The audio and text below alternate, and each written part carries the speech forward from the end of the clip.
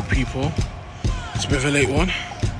As you can see, I'm at OT, coming back from the game, and we have a lot to talk about this weekend. I can't lie, we have a lot to talk about this weekend. Well, this week, it's a Monday.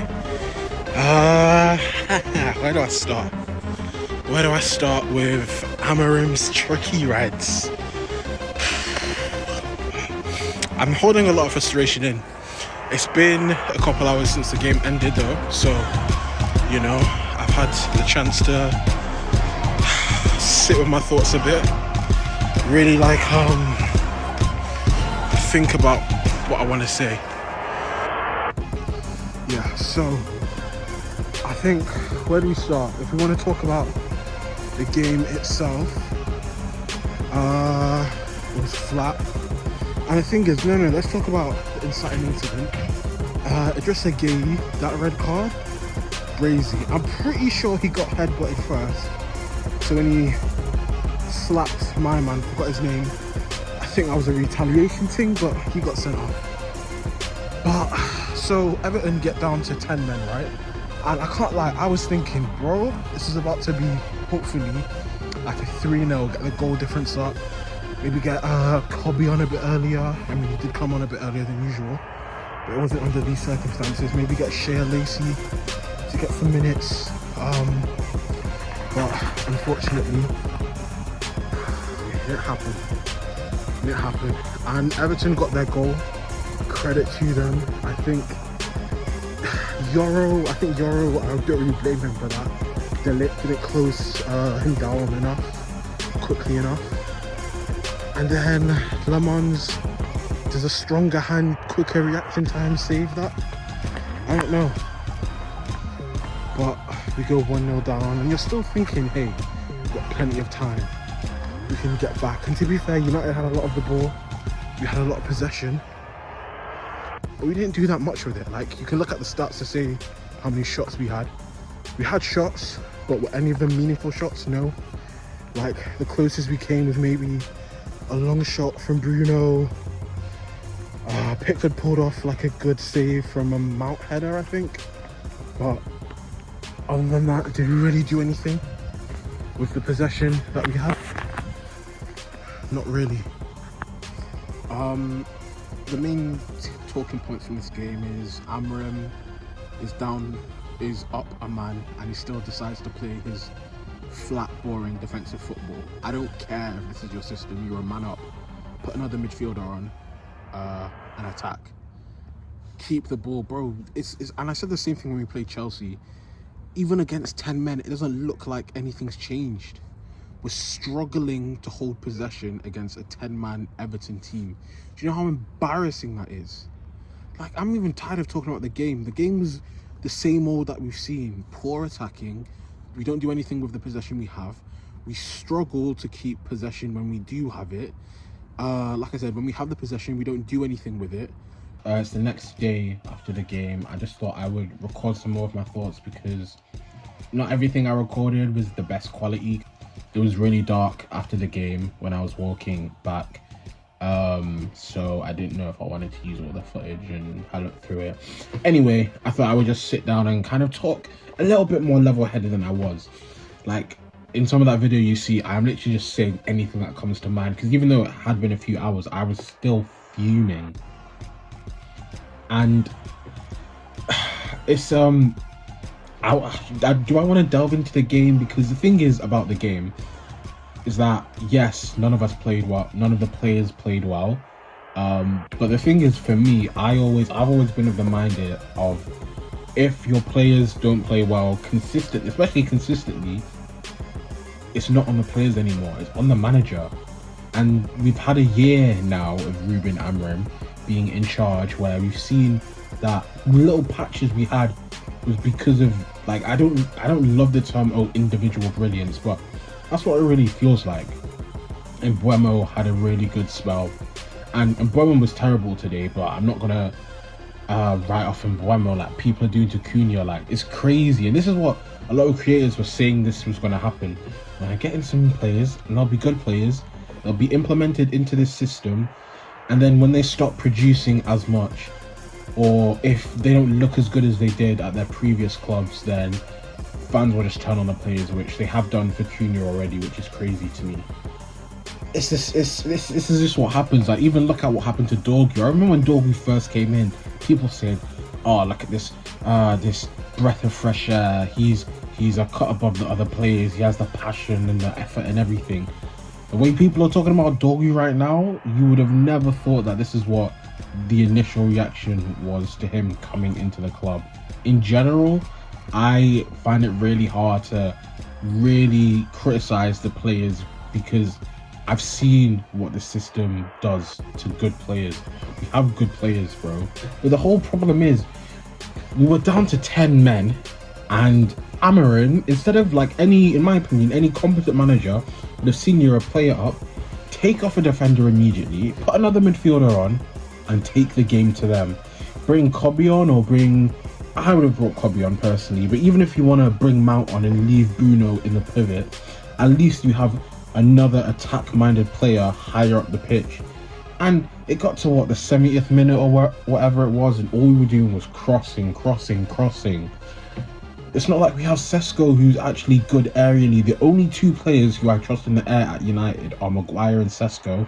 Neither of them played today. So why is that our only method of being able to get balls into the box? It doesn't make sense. It's crazy. I look at what Spurs are doing now, and every time they got battered by Arsenal, and I'm thinking, bro, we gave these guys a European trophy. Everyone knows that's a sackable offence in itself. Why does Ineos not know that? And I think this is the main thing that I want to hamper on now, is that I can speak all day about Amorim, why he should be sacked. Everyone knows that he should be sacked. Anyone with working eyes and a brain that is functioning properly knows he should be sacked. So now it is on Ineos. It's on Sir Jim, Omar Barada, Wilcox, all these guys. And the fact that they haven't pulled the trigger, for me, says a couple things. It either says that they're delusional, that they think that it's going to magically turn around or that it's going to work, or they know that it's not working, but they're too proud to admit their mistake. Like, come on, man. Sir Jim said that he would give him, 3 years? If we think standards and performances have dipped, I really don't know what it's going to be like at the end of the season, going into next season. I don't know what it's going to take for Ineos and Sir Jim to realise that Amorim, frankly, can't go. It's just not working out. And I think, honestly, it's cool to just admit you were wrong. Hold your hands up, mate. You made a bad decision. Now let's get rid and do a do-over. Let's try again. I can speak about how every big club wouldn't let this slide. We already know that. We know Real Madrid, we know Barcelona, we know all the medium-sized clubs wouldn't stand for this. There's relegation teams who've had managers with better win rates than Amorim, and that have still sacked those managers. So, for me, it really just comes down to this. How long or how far are we willing to let United fall? Under Ten Hag, when we finished 8th, I genuinely felt like that was rock bottom as a United fan. I didn't think it could get worse. It's gotten worse. It looks like it will continue to get worse. This league is not in a good place right now, which is the thing. As bad as we've been, we're above Liverpool, the champions, and obviously they've been bad. But we're above Liverpool, we're 3 points off the top 4, I think, something like that. So obviously at this point in the season, it's not like everything's, completely doom and gloom, but United are not good enough to capitalise. Win today, we go into the top 4. Again, the nature of this result, it's not just the fact it was a loss, it's just the context around it. It feels to me like he has eroded what this club stands for. What are our values? Courage, success, and youth. Let's go through them. Success, like I said before. Let's go through them. Success. What success has he had? Finished 15th. He got to Europa League final that he then lost to Spurs. Every other manager we've had post Fergie, I can point to something. Even David Moyes. David Moyes won a community shield. I know it's a community shield. At the very least, you can say, at least he got that. At least he got that. Ollie, who didn't even win anything, I can point to back-to-back finishes in the top 4. He got second against Pep Guardiola's Man City. What can you point to Amorim for? So the success bit, he's lowered the standards of the club as well for people to think that it's okay that you can still be the manager after losing a European final to Tottenham and finishing 15th. So success out the window. Courage, this guy might be the most cowardly manager that I've seen for any big club at all. Because you go down to 10 men and you still play with 5 defenders. Like, that's just tapped behaviour. I can't lie to you. And then the last one, youth. Youth. United are... Historically, we've had one of the best academies in football. I think in the Premier League, we have the most amount of academy graduates playing right now. And Amorim doesn't want to utilise it. He had Shea Lacey on the bench. For what? To make up the quota of youth players. He doesn't use them. The best academy project we have at the club right now, Kobbie Mainoo's completely frozen him out of the team. And yes, Kobbie came on, didn't play that well like everyone else, so I'm not going to blame him for that. But the way he's treated Kobbie, it leaves little to be desired. So that's youth out the window. He doesn't play any of the other youth as well. Like, think about all the other United managers. Like, when they're in tough spots, they'll take a chance on youth. Amorim is so stubborn, and that goes back to his cowardliness. Cowardliness? Is that a word? I don't know. Obviously, every manager has their guy. Van Gaal, Rashford, Jose, McTominay, Ten Hag, not Ten Hag, sorry. Ollie had a certain guy that we're not going to speak on, but he had his players. Ten Hag, obviously, Kobbie and Garnacho. Every single manager has had youth players that they've brought into the starting, not even the starting 11, but the main squad. Who's Amorim done that for? What youth player can you point to and say, yeah, Amorim brought him through? There's no one. So again, I said I didn't want to make this an Amorim rant video, but it's basically turned into that. It's pretty standard by now. If you're Amorim in, genuinely, if you are Amorim in, please leave a comment, leave an argument, leave your reasoning, leave any evidence you have, because I genuinely want to know. Please, I want to see what you're seeing, because I am not seeing it. That's really it. The game was a terrible game. It's an embarrassing result. Just continues to be a bunch of embarrassing results a year into Amorim's tenure. And that's it. Get rid.